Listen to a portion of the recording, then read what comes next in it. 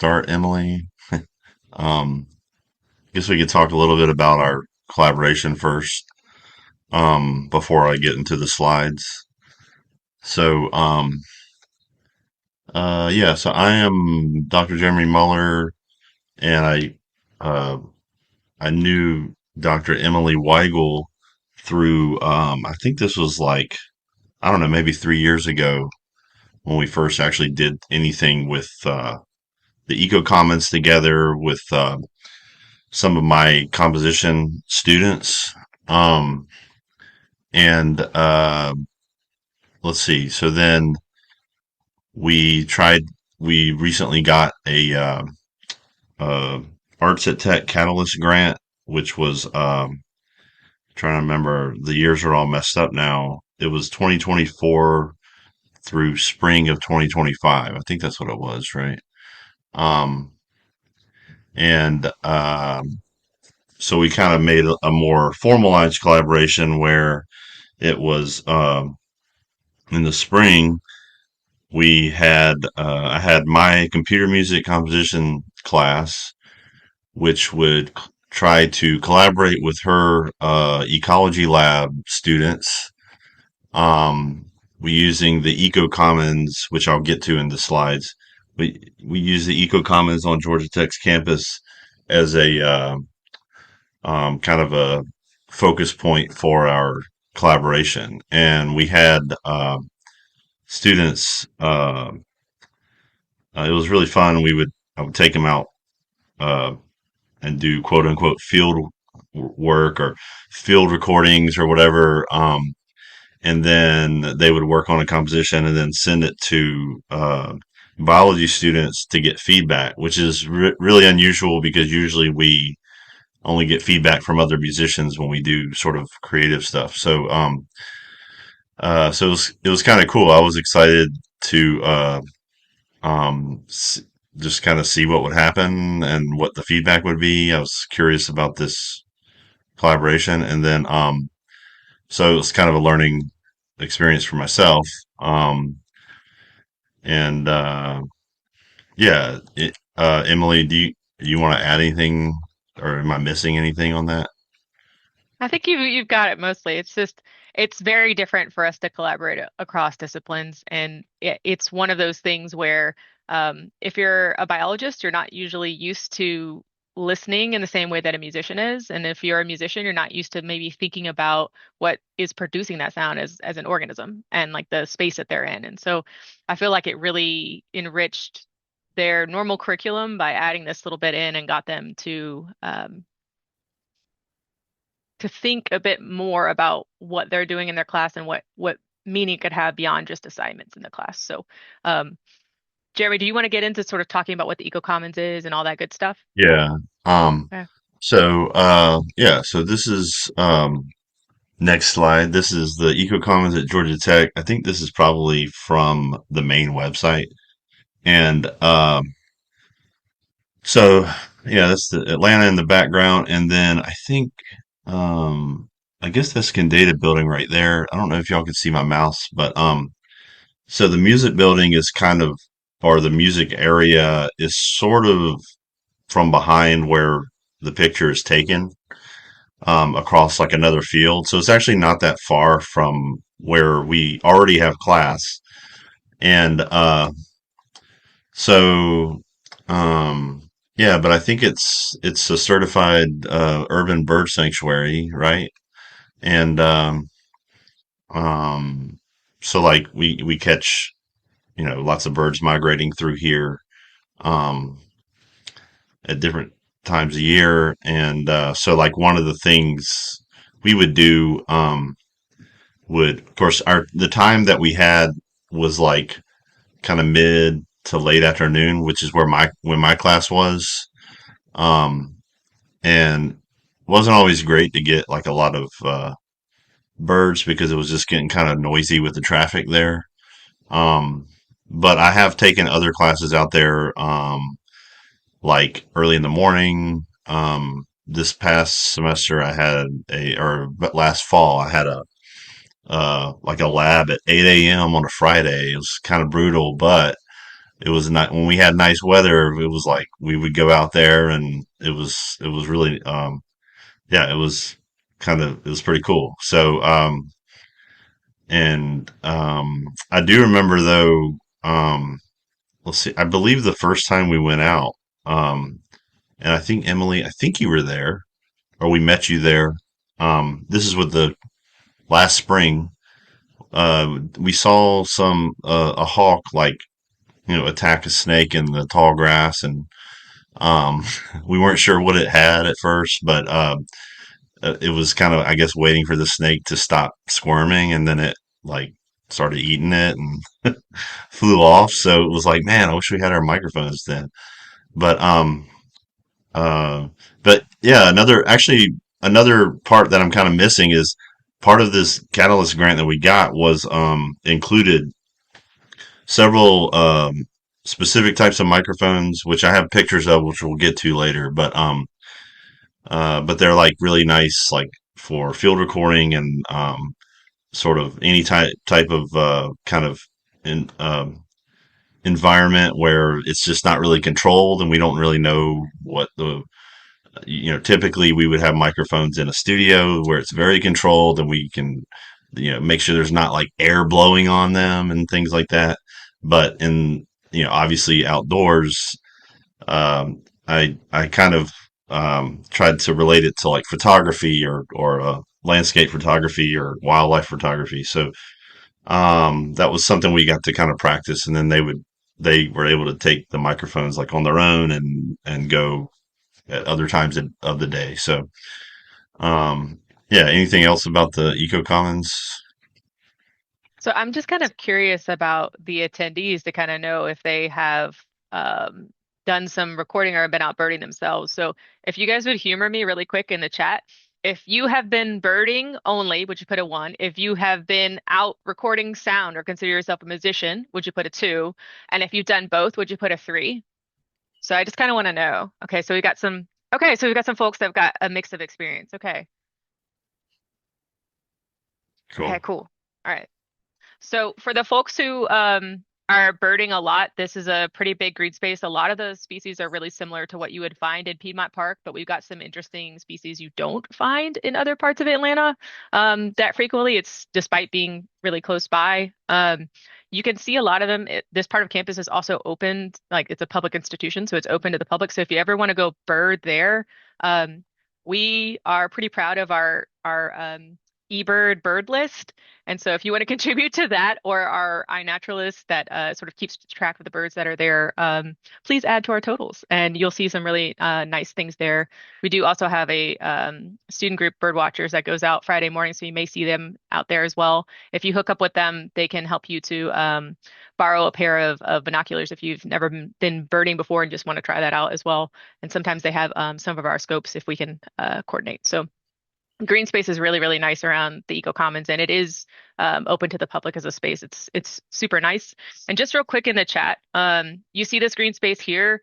When do you think it was established? I want to sort of see some years in the chat. What what year do you think it was established? Okay, so we have a guess of 2019, 2005. Any other guesses? 2020, 1995. Okay, this is up pre 1990. Okay, there's good spread here. So most of this here, there's some old growth that remained, but this used to actually be a police department. Around 2016, it was still a parking lot. So we've got good footage of what's happened since the Condata building and the surrounding space was a parking lot and a police department, and has since grown it over in this space. So what you see in the center there, with that looks kind of like a raised field, that used to literally be a building. A lot of the trees that were planted like 2018, 2019, and the Cadeta building itself officially opened in 2019 with classes starting in 2020. So it's really not that long, right? So really, really not that long for all this stuff to come through. So not only are you seeing cool wildlife in the space, but it's changing as the space itself goes through succession. So anyway, I'm nerding out. Go ahead, Jeremy. Cool. Um, all right. Yeah. So then, well, that leads us to the Condata building, which I think is like coolest building on campus. Um, and it reminds me of it's like something out of like a Kim Stanley Robinson novel. It's just a cool sci-fi building come to life. But and I guess I don't know. I mean, I remember stuff. I only know everything I know about the building is from Emily. But I believe it outputs like what 125% power. Is that right? Somewhere around there. Um, The so estimates keep getting better and better. So I'm gonna drop the link in the chat in case people want to check it out, just so they've got yeah, it. But we can give them a summary. cool. Yeah, and so it completely sustains itself and provides power, which is cool. And then I believe the concrete is built on is like kind of porous, right? So it doesn't reroute water, but it actually kind of helps uh, maintain maintain whatever the flow of the water was to some extent. And I guess it recycles it somehow. Maybe I'm not sure. And but yeah, I remember. I think in the classrooms they automatically adjust the blinds to regulate the temperature, like as far as like the amount of light coming in and stuff like that. So yeah, very cool building. And this is actually where we ended up having a concert with which I'll get to later, but which was very difficult to organize because it's not part of the College of Design or School of Music at all. So it was like, so they're not used to like having concerts at all in there. And the amount of time you get to like set up is stressful. So, anyway, so yeah, so that was kind of another, it's cool because the Eco Commons is like right behind or kind of, uh, in this picture, it's sort of like right behind where the photo is, or kind of we're also sort of in it. So it's all nice and connected. Um, all right. So, oh yeah, we already you already know there's a lot of birds. These are also birds that have appeared at the through the Eco Commons. I took this from their website, so you could see it there.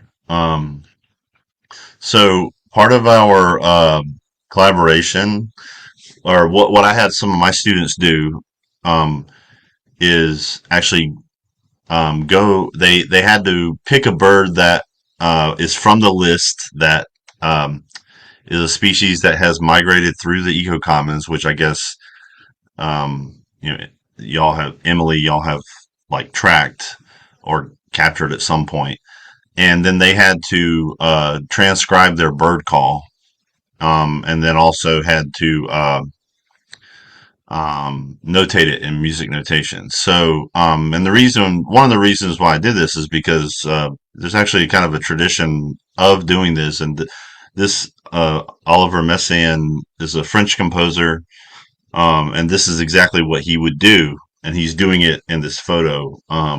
He would go transcribe um, bird calls. He had perfect pitch, so he was very good at just going out and like being able to hear and then write the notes down without having to like figure them out on a piano or something.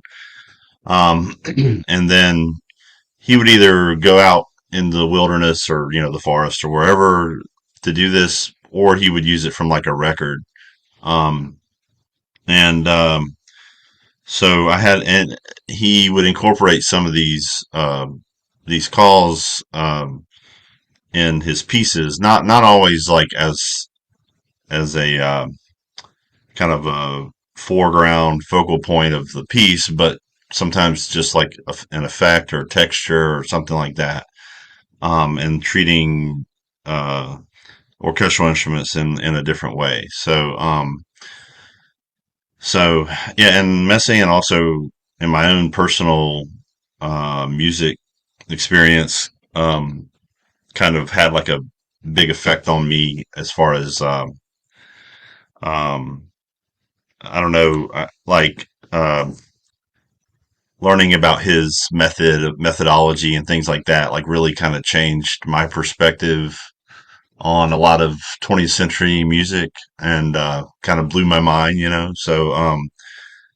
Uh, so so he kind of holds a special place with me as well. And another interesting fact about Messiaen is like he one of his like most famous works is called Quartet for the End of Time, and it was composed like in a World War II Nazi prison camp. And it was composed. It has an unusual instrumentation because of the instruments that were available. It's like I think clarinet, violin, piano, and I don't remember what the other one, maybe cello. And so and supposedly they were actually like released after that because they performed it for other prisoners and guards at the prison camp, and like um they were, oh, okay, cello, thanks. um um so yeah, so it's kind of a interesting oh, sorry, cello is like one of my favorite instruments. Sorry, I missed that. I forgot that one. Anyway, so yeah, enough about Messiaen. So here, so I guess we can talk about some of the mics, and then also if there's any questions, or Emily, if I forget anything or whatever, then feel free to stop me. Um, and yeah, and I'll keep going. So this is a parabolic mic, which we got three of them for as part of our grant, and you could see there's this little capsule where the microphone actually goes in. There's a little furry thing that can go over top of it. That's which is highly recommended um, for wind and things like that. Um, and these are pretty nice because you can actually put like two mics in there and make it stereo if you wanted to. But the basic idea is that it just kind of like reflects sound towards the center. Um, and I guess I don't know how deep into sound I should get, but I'll just go, and then if it's boring, let me know. But but you can, you know, since you're reflecting the sound, you can have the microphone face the shield, like so it's actually kind of facing you. Like in this picture, this is Rennie, so the microphone is facing him, um, and the reflections go like, you know, which kind of makes sense because that's where they will um, the sound will reflect there, or you can technically face it the other way, like you would um, like a typical mic, and it just kind of helps to. It not only like helps amplify certain sounds, but blocks out other sounds behind you as well. And this is actually really nice. Like I was playing with this like in my backyard where there's a bunch of um, there's a bunch of woods, and it was like, ooh, there's some nice birds out there this morning. And I was like, I can't see where they are. I could just kind of like tell, um, like the general direction, and this is great for that. And um, I would point it in that general direction, and it's just like, it helps remove, a lot of extra noise that you don't have to maybe do later on. Um, and, but if it's windy, these things are like really bad just because the shield thing or the reflector is like it's actually pretty flimsy. So it doesn't take much to kind of make it like move around in the wind. And then so here is another mic that we got. This is a geophone, which is it's kind of like a contact mic, but it's a special one that's supposed to be able to measure like vibrations in the ground, or it's doesn't just measure them; it like records vibrations in the ground. Um, and as you can see, like we were kind of playing with this out in the grass, and like it has a little cool like magnetic thing that you could put on metal and stuff like that. And I actually have a let's see, I could try playing a recording. Hang on, let me see. I forgot to test this out. But hang on, bear with me a second. So put those in here. So here is this is the geophone in a piano, and it's actually it's just the magnetic part on a the soundboard, which is this huge metal thing. And what you're hearing, hang on, can you hear that? Yep.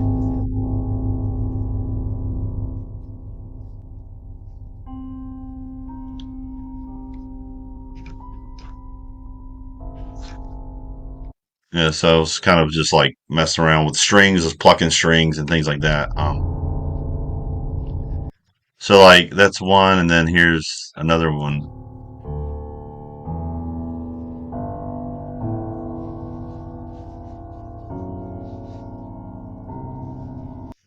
So like you could definitely tell it sounds like a piano, but the thing is, it's not recording any sound vibrations in the air. It's just all from the material that it's attached to. So it's pretty interesting that like it sounds like that, um, and it does sound like familiar. But you know, the soundboard is also a big part of the resonance that we hear and are kind of familiar with, like with a piano. So it makes sense that it is like that, but it's anyway. So back to here, like whenever we use this, this was pretty cool when we had it attached to this metal. Um, there's it's part of this bridge, and like on the other end, you could tap the bridge, and it would like it would record it. It was pretty amazing. So I guess this isn't necessarily. We still need to use this like for I don't know maybe testing the like density of trees or something. I'm trying. I keep trying to encourage students to or some student group to like take up this idea, but haven't done it yet. Um, anyway, so really cool microphone. All right, here is here's another type over here on the left side. This is these are two shotgun mics, and the the microphone itself, like the diaphragm that like vibrates with air, is actually like buried kind of like way down into this thing, and you get this long tube where the sound kind of like that you're pointing at is able to sort of travel in there. So it does a great job of like kind of pointing at something and then like not necessarily it's not perfect, you know, it's not completely blocking things out, but it does a really good job of being able to like pick up something that's actually somewhat far away, and you could kind of like you know hone in on it and get a decent recording as if you're only like a few feet away. Um, so we got a couple of those. Those were kind of expensive, so it was nice to have the grant for that. Um, and then over here, this is on the right side is a hydrophone. So it's very similar to the geophone. It's still like a kind of like a contact mic, but it works underwater. And there's a piece that we played on a concert that actually uses these, and you're like using water as an instrument. Um, and it's yeah, you have a mic above and below and thing. These are I actually have one of these. These are actually really nice. They're not that expensive. And you can use them on things beyond just water because they're very durable, and like I put them in dirt. Like I let like ants crawl on them and stuff, and like the ones they've been through a lot of stuff. So and they're still kicking, and So yeah, these are awesome mics over here. Um, okay, so I guess I'll keep going. Oh yeah, and then of course the ambisonic mic. This is um, you can see it's actually like four microphones in a particular configuration, and it record the specialty of these mics is that they can record spatial data as well. So it's like kind of embedded into the file that it records. So um, yeah, so like um, if you're curious about, I mean, you go in a forest and you have sounds all around you. It would obviously would be great for that, and it would maintain the spatial location of where these sounds were coming from. Um, sorry, this I guess y'all probably can hear my kid in the background. Um, oh yeah, that's right. The conductor headphones. I'm always afraid that's gonna like shake a filling in my teeth out or something. Like I don't want to wear Well, them. we're not adapted for that, but it is, I think it's cool that you're pointing out these mics because there are creatures that they're hearing not through the air, they're hearing through solids or liquids. And so like it sounds Yeah. closer to what they're actually hearing and all the noise and interference and that kind of stuff in their environment is there. So being able to appreciate that by having these mics is really cool. It like gives you a different glimpse on how their environment actually is, despite not Mm. having that sensory system working the same way. Yeah, and that reminds me, back here at the geophone. So like we had a group that had it was last fall. It was a different class. It wasn't even part of the grant, but like we had these mics, so now it's I'm encouraging students to kind of do more of these projects. But there was a group that was trying to do worm grunting, and they were I don't know if anybody knows what that is, but it's like a thing where you rub these sticks like in the ground, and supposedly ants. There was a research study on this where ants would, or no, sorry, worms would go to the surface, and they were wondering why that was the case. If they thought it was because of rain or like moles in the ground, and I think that the study showed that they're like running away from moles. And anyway, we used the geophone, and they recorded all these different like locations and stuff, and it was actually pretty. And we compared the recording of that to what a mole sounds like kind of like going through the dirt, and it was pretty good. Like it was. I was sort of surprised at how similar it sounded. Although that project ended up not working out because they couldn't get any worms to actually come to the surface. So at least we know what a mole sounds like. Um, and let's see. So what is the play an example of which thing? Um, I think that was the yeah. hydrophone. Was that right? Yeah. The hydrophone one, I think is Oh, because we've seen that. um, Do you have that the one? hydrophone. I do have in Maybe it's the that. performance. There's a they're playing with the hydrophone. Cool. Well, we'll wait in anticipation. Yeah. So yeah, the ambisonic mic, and we use some of the on campus. We have a 3D box, which is like 28 speakers in there, where they can kind of go explore some of the ambisonic stuff.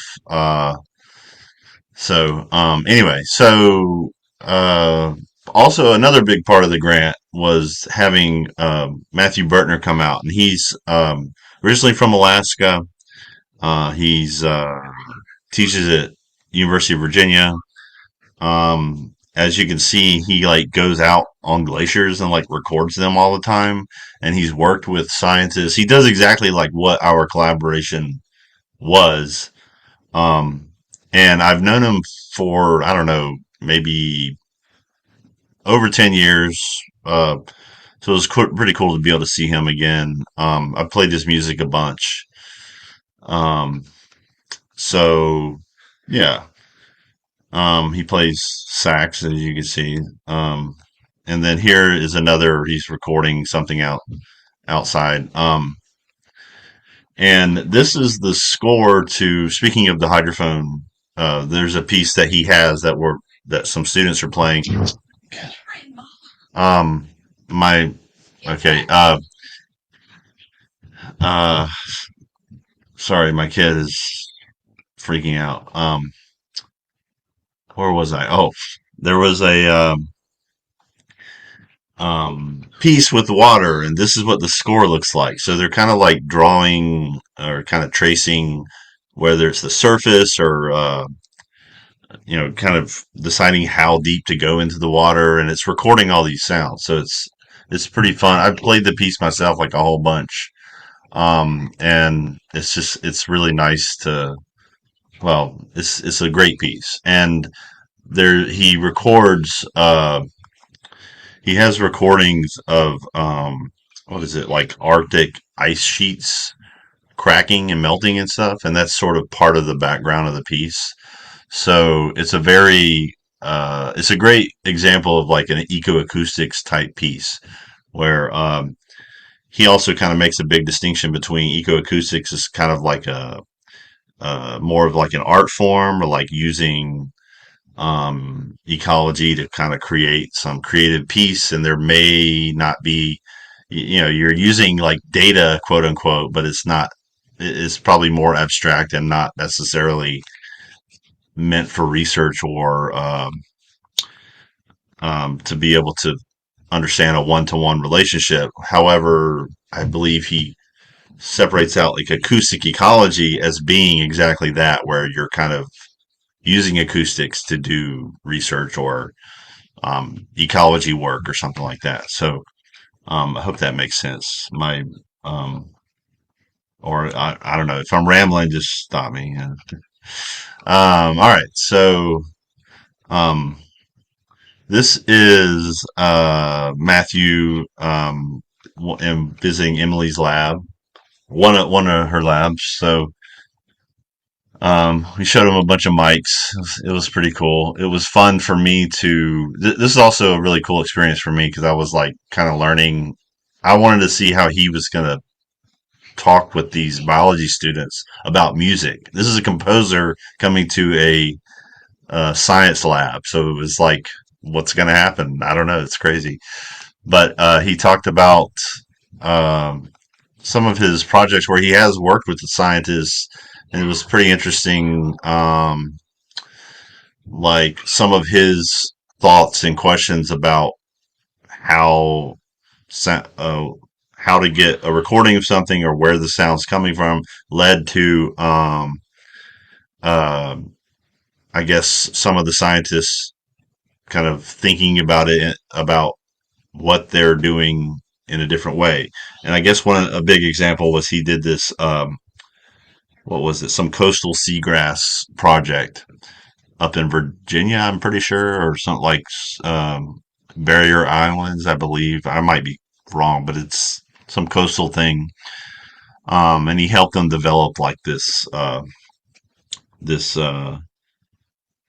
like structure that had like mics and things like that out and like hydrophones in there and would record some of the bubbles, which were I think like some type of gas, which was able to determine the healthiness of the seagrass ecosystem. So it was pretty not. It was a really neat, like non-invasive way of kind of learning it about an ecosystem. Um, so okay, all right. So then we have our we did a concert in the Condata building. This was we brought in Matthew. He performed some. We played a bunch of his works, and it was myself and this is Laptop Orchestra, which I'm the director of at Georgia Tech, and then so I included this ensemble with my composition students who played some of his works as well. But the first piece we did, this was out in the kind of the main area of the Condata building. Hey, Um, Jeremy, before you do that, can yeah. you tell folks a bit more about what laptop orchestra is, like what that Oh, entails? Yeah. Yeah, sorry. Yeah, that's it's just well, the idea is to kind of take an acoustic or chamber music like an orchestra, for example, or a string quartet. Think of something like that. But those are acoustic instruments. So we're trying to take that same idea and apply it to electronic instruments or at least like computers that make music. But in in a typical like electronic music situation, you usually have like stereo speakers and that's where the sound comes from. In this case, we're trying to actually have like one person has their computer and their sound and the speaker and the sound like radiates out from where they are. So we could have a quartet of computers and they would just like a string quartet. So, like you could see in the picture, here's one guy up here, and we had everyone spaced all around the area. There's some way up here or way over here, um, and it's basically a way to try to make electronic music in the same way that acoustic ensembles make music. So, where we're kind of concerned about we're thinking about the location of where the sound is coming from. Um, so that's the kind of the main motivation behind all that. And it's still a fairly new idea. I think the very first one was like at Princeton, and they called themselves Plork, Princeton Laptop Orchestra. So I think it might have started like wow. I think 2006 technically.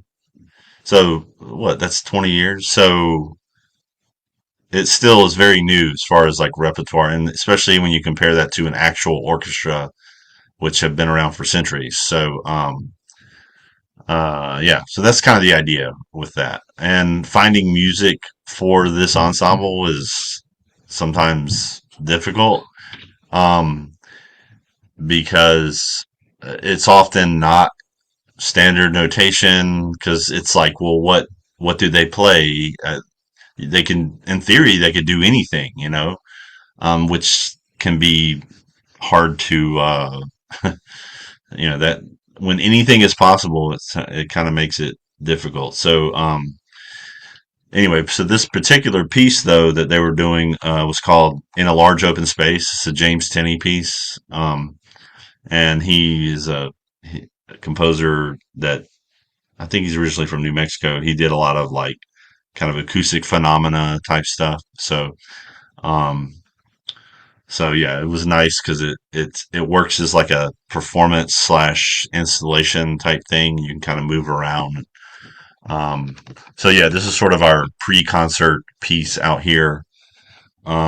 And then oh, and here's a little snippet of it. This might be loud, so be careful. I guess I'll start soft and then oops, hang on.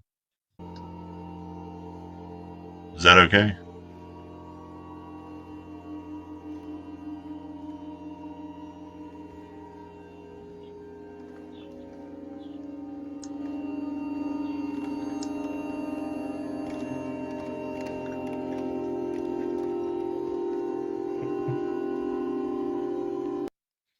Yeah, sorry. It was also on a cell phone, so it's probably you could just close your eyes and not get nauseated. But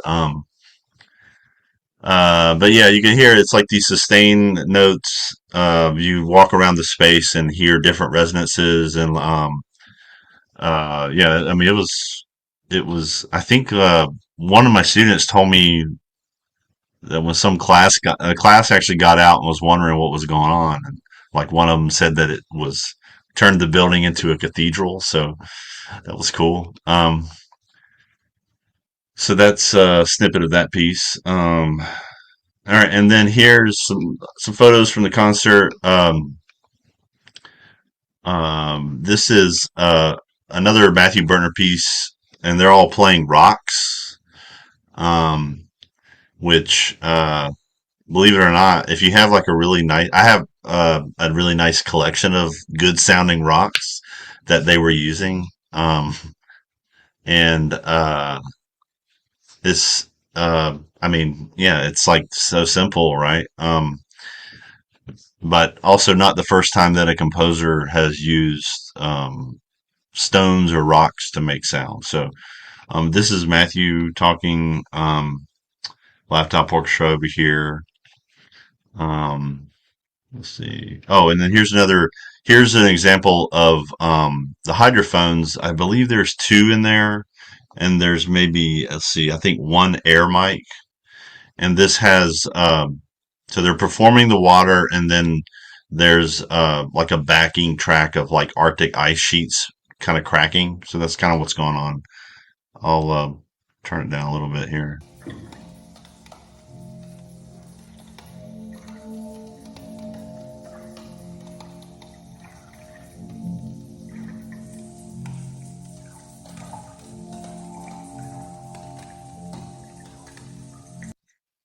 Yeah.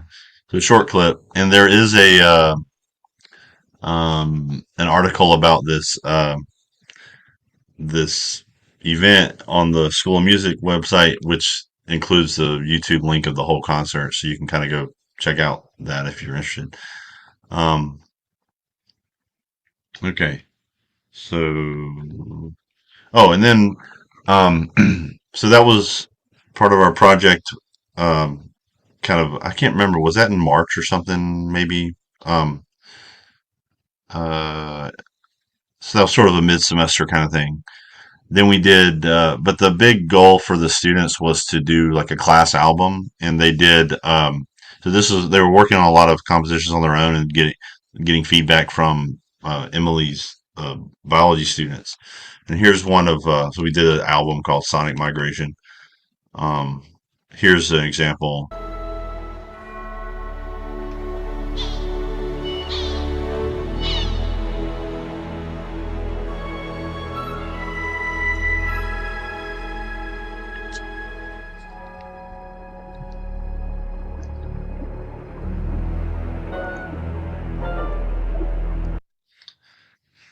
And then also I think I had them all choose like a single bird that would be their focus.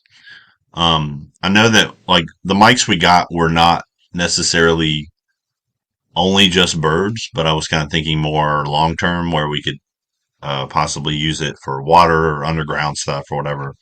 So each of them had a specific bird, and then they would um, get information like from the biologist about the bird, or and then they would, it was there was a little bit of a back and forth. Um, Unfortunately, our classes actually didn't overlap at all, so we had to like facilitate the comments back and forth. Here's another one. Um,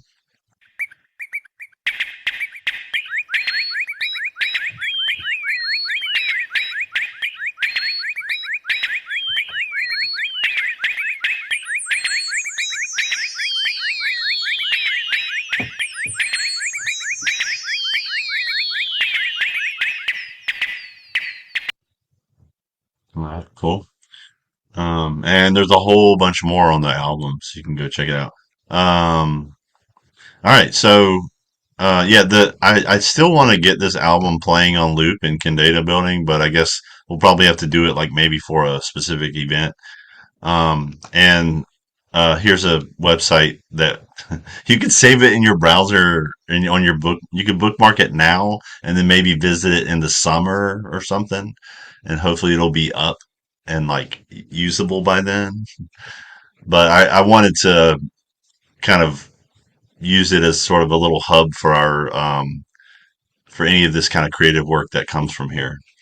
So I think that's kind of it for yeah. Okay. Um, Any questions or yeah, here's the article. Did you share this, Emily? Or I was trying. I was active in the chat. oh, okay. Oh yeah, you got it on there. All right, cool. Um, yeah, they I guess that was their goal to, or that was the name of the piece that they came up with about the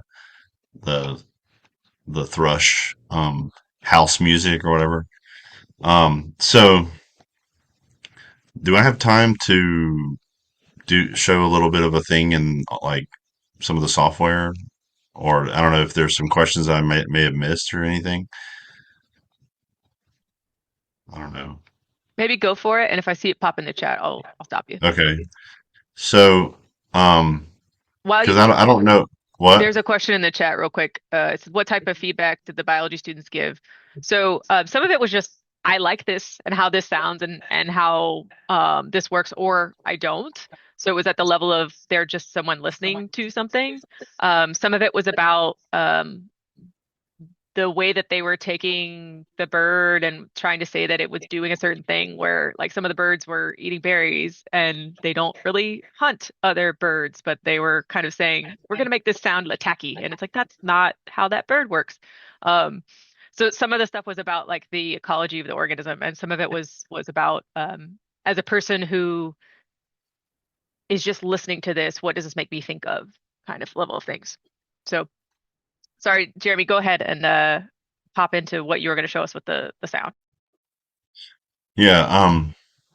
So this was, well, I guess one of the things that we do, or like is composition, because it's not just a matter of like recording things, whatever. But it was just kind of uh, like how can we manipulate these sounds and like what level do you want to manipulate them?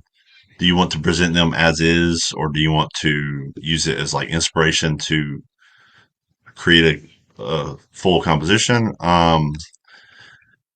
So these are questions that they kind of have to answer themselves, but we can go over. But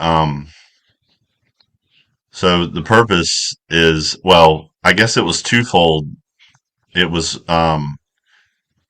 one for like biologists to be able to think about sound as like another sense, I guess, to kind of experience or observe things. Um, and then uh, also to get musicians to try to think of like how could we contribute to um, I don't know, getting people to pay attention to this type of thing or making it meaningful um, beyond like data or something like that. In some ways, I guess telling a story about it.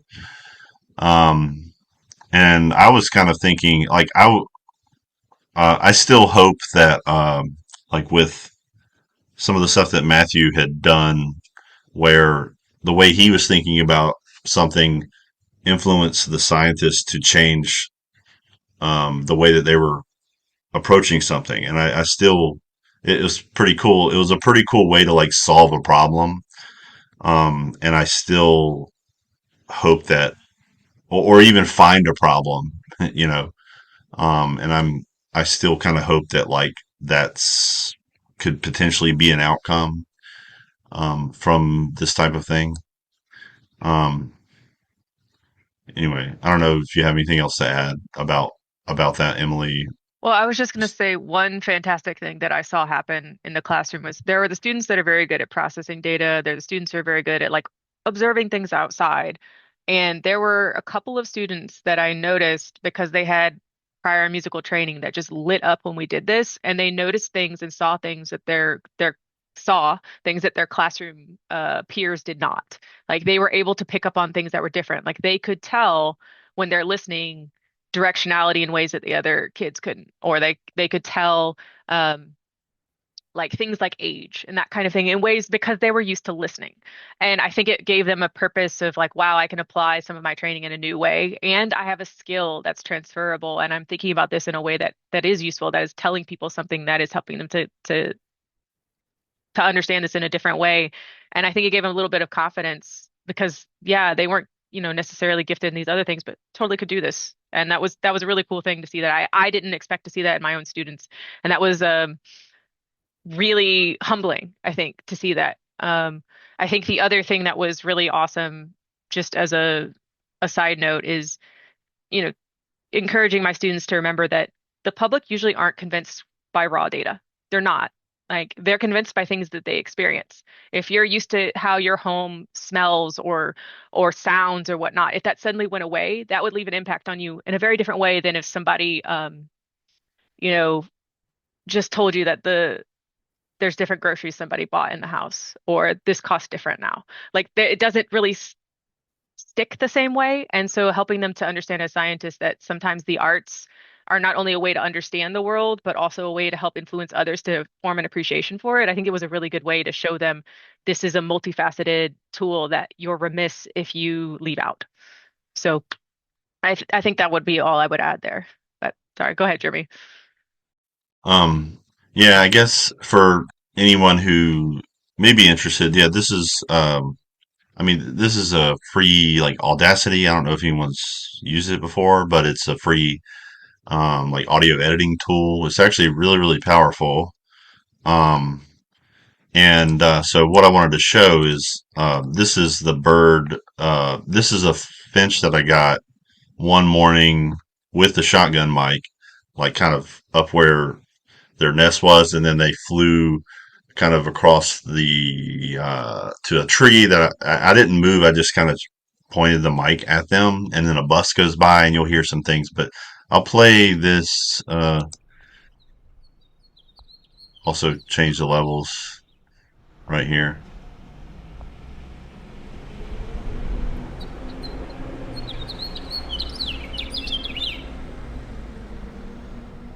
so you can hear the bird, but then you can also hear there's a bus going by, like really close to it.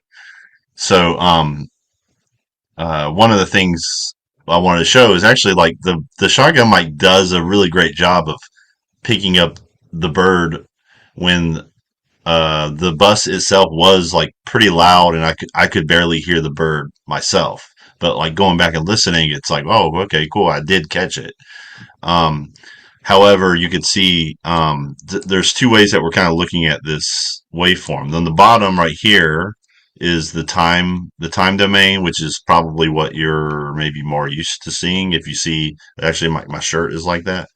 Um, is just kind of like the way a speaker actually bounces around, um, and like a speaker cone. But up top here, I'm going to get rid of the time domain waveform. This is the called a spectrogram, and what it is on the height is kind of based on the frequency range. So down here at the bottom, it's brighter, which means there's a lot of energy at the lower frequency range.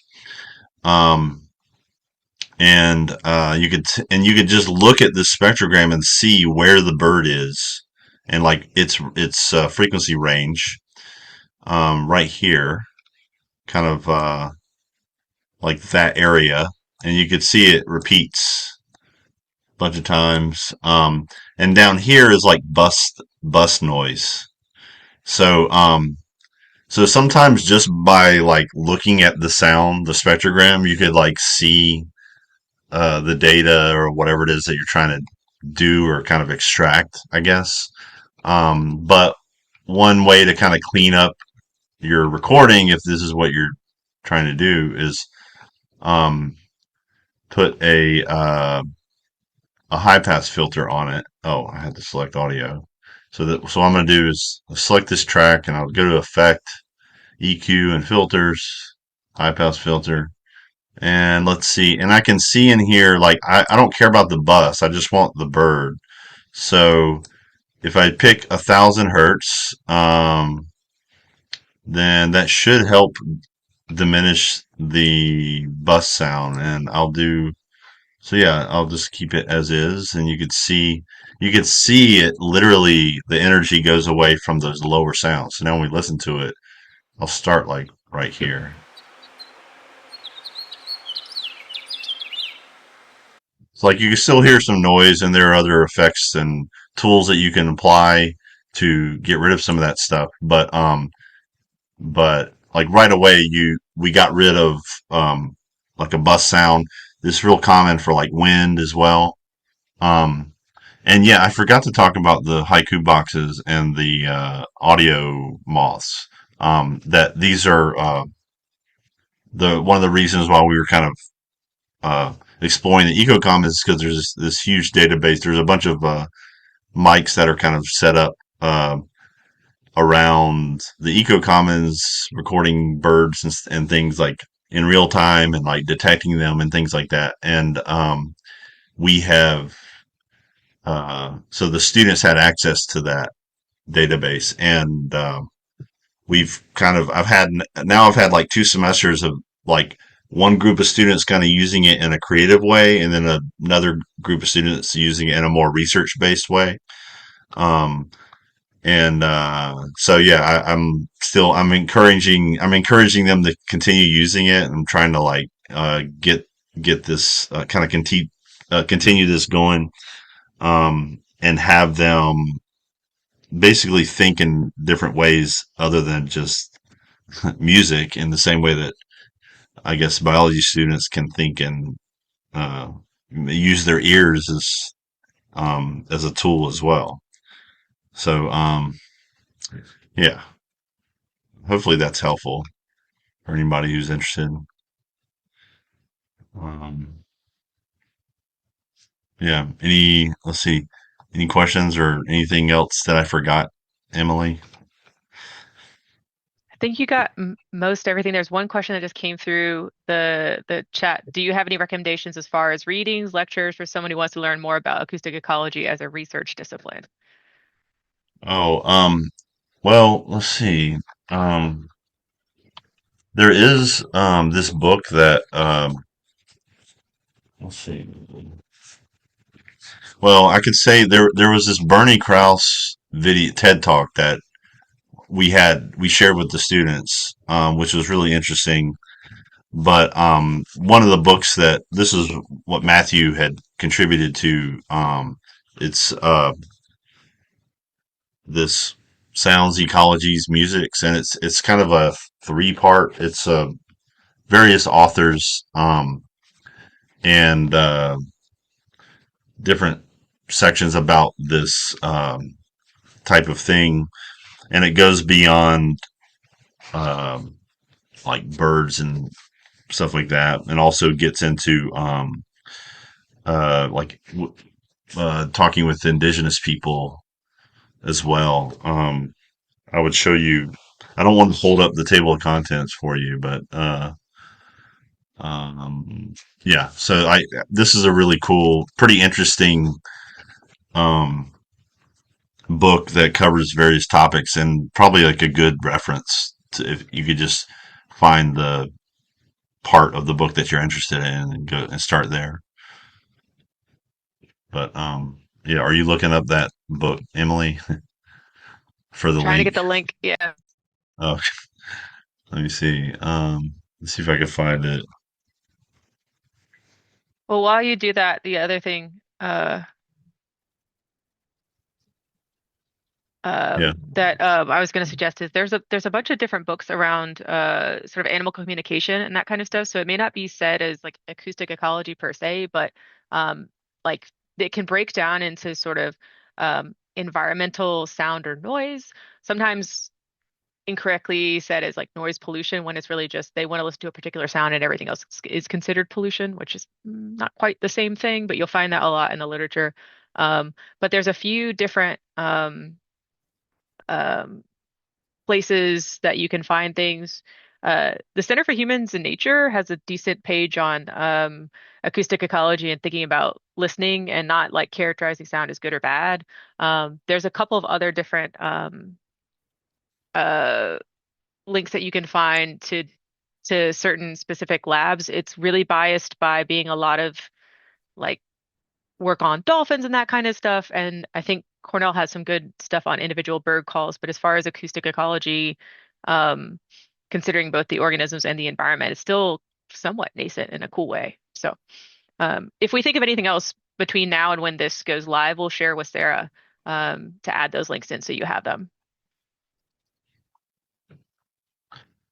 Yeah. Yeah, and I mean that's a huge topic too, because it's like I believe, yeah, the Bernie Krause video, he like divides it up into like biological sounds, environmental sounds, or I think he calls it geophony or something, and then human sounds. And then some people would argue that, because like a lot of it is trying to remove human sounds or city sounds. And, people have explored that as like urban soundscapes too, as some ecosystem, because there are animals obviously that live here, and are affected by it. So it kind of depends on the animal or the area that you're interested in, because it is a very wide, broad topic. Cool. Awesome. Well, thank you so much, Dr. Jeremy Muller and Dr. Emily Weigel, for your lovely presentation tonight. And this was recorded again, so that we'll share this out with everybody who registered within the week. And thank you for joining us. And please let us know if you have any last questions before we close it out. Oh, I guess I'll stop sharing. There we go.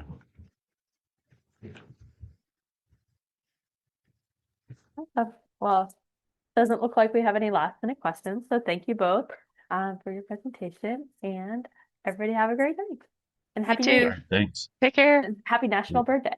Okay.